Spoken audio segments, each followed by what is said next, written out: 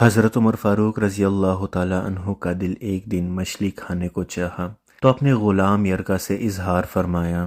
یرکا آپ کا بڑا وفادار غلام تھا۔ ایک دن آپ رضی اللہ تعالیٰ عنہ نے فرمایا کہ آج مچھلی کھانے کو دل کرتا ہے یرکا، لیکن مسئلہ یہ ہے کہ 8 میل دور جانا پڑے گا دریا کے پاس مچھلی لینے، اور 8 میل واپس آنا پڑے گا مچھلی لے کے۔ پھر آپ رضی اللہ تعالیٰ عنہ نے فرمایا رہنے دو، کھاتے ہی نہیں، ایک چھوٹی سی خواہش کے لیے اپنے آپ کو اتنی مشقت میں ڈالنا اچھا نہیں لگتا کہ 8 میل جانا اور 8 میل واپس آنا صرف میری مچھلی کے لیے۔ چھوڑو یرکا، اگر قریب سے ملتی تو اور بات تھی۔ غلام کہتا ہے کہ میں کئی سالوں سے آپ کا خادم تھا، لیکن کبھی آپ نے کوئی خواہش کی ہی نہیں تھی، پر آج جب خواہش کی ہے تو میں نے دل میں خیال کیا کہ حضرت عمر فاروق رضی اللہ تعالی عنہ نے پہلی مرتبہ خواہش کی ہے اور میں پوری نہ کروں، ایسا کیسے ہو سکتا ہے؟ غلام کہتے ہیں جناب عمر رضی اللہ تعالیٰ عنہ ظہر کی نماز پڑھنے گئے تو مجھے معلوم تھا کہ ان کے پاس کچھ مہمان آئے ہوئے ہیں، عصر ان کی وہی ہو جائے گی۔ غلام کہتا ہے کہ میں نے حضرت عمر رضی اللہ تعالیٰ عنہ کے پیچھے نماز پڑھی اور 2 رکعت سنت نماز پڑھ کر میں گھوڑے پر بیٹھا۔ عربی نسل کا گھوڑا تھا، دوڑا کر میں دریا پر پہنچ گیا۔ عربی نسل کے گھوڑے کو 8 میل کیا کہتے؟ وہاں پہنچ کر میں نے ایک ٹوکرا مچھلی کا خریدا اور حضرت عمر رضی اللہ تعالیٰ عنہ کی عصر کی نماز ہونے سے پہلے میں واپس بھی آ گیا، اور گھوڑے کو میں نے ٹھنڈی چھاؤں میں باندھ دیا تاکہ اس کا جو پسینہ آیا ہوا ہے وہ خشک ہو جائے اور کہیں حضرت عمر رضی اللہ تعالیٰ عنہ دیکھ نہ لیں۔ غلام کہتا ہے کہ گھوڑے کا پسینہ تو خشک ہو گیا، پر پسینے کی وجہ سے گرد و غبار گھوڑے پر جم گیا، جو واضح نظر آ رہا تھا کہ گھوڑا کہیں سفر پر گیا تھا۔ پھر میں نے سوچا کہ حضرت عمر فاروق رضی اللہ تعالیٰ عنہ دیکھ نہ لے۔ پھر میں نے جلدی سے گھوڑے کو کنویں پر لے گیا اور اسے جلدی سے غسل کرایا اور اسے لا کر چھاؤں میں باندھ دیا۔ جب ہماری خواہشات ہوتی ہیں تو کیا حال ہوتا ہے، لیکن یہ خواہش پوری کر کے ڈر رہے ہیں کیونکہ ضمیر زندہ ہے۔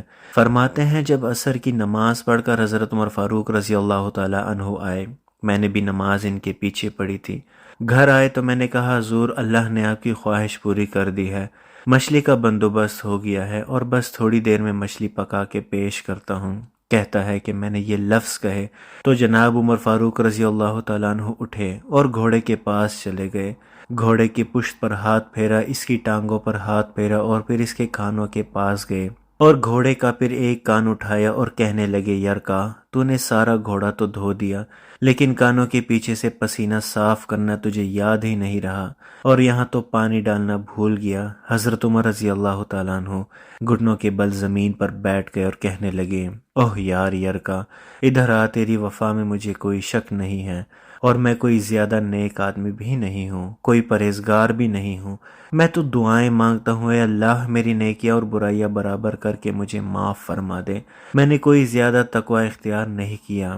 اور بات کو جاری رکھتے ہوئے فرمانے لگے ایک بات تو بتا، اگر یہ گھوڑا قیامت کے دن اللہ کی بارگاہ میں فریاد کر دے کہ یا اللہ عمر نے مجھے اپنی ایک خواہش پوری کرنے کے لیے 16 میل کا سفر طے کرایا، اے اللہ میں جانور تھا، بے زبان تھا، 16 میل کا سفر ایک خواہش پوری کرنے کے لیے، تو پھر یرکا تو بتا میرے جیسا وجود کا کمزور آدمی مالک کے حضور گھوڑے کے سوال کا جواب کیسے دے گا؟ یرکا کہتا ہے میں اپنے باپ کے فوت ہونے پر اتنا نہیں رویا تھا جتنا آج رویا۔ میں تڑپ اٹھا کہ حضور یہ والی سوچ، یہاں تو لوگ اپنے ملازم کو نیچا دکھا کر اپنا افسر ہونا ظاہر کرتے ہیں۔ غلام رونے لگا۔ حضرت عمر فاروق رضی اللہ تعالیٰ عنہ کہنے لگے اب اس طرح کر، گھوڑے کو تھوڑا چارہ اضافی ڈال دے اور یہ جو مچھلی لے کر آئے ہو اسے مدینہ کے غریب گھروں میں تقسیم کر دو اور انہیں یہ مچھلی دے کر کہنا کہ تیری بخشش کی بھی دعا کریں اور عمر کی معافی کی بھی دعا کریں۔ اللہ اکبر! یہ شان ہے حضرت عمر فاروق رضی اللہ تعالیٰ عنہ کی، اور آج کے حکمرانوں کو دیکھیں، اسی لیے تو امت مسلمہ آہستہ آہستہ غرق ہوتی جا رہی ہے۔ اللہ پاک ہم پر رحم فرمائے، آمین یا رب العالمین۔ اللہم صلی علی سیدنا محمد وعلی آل سیدنا محمد وبارک وسلم۔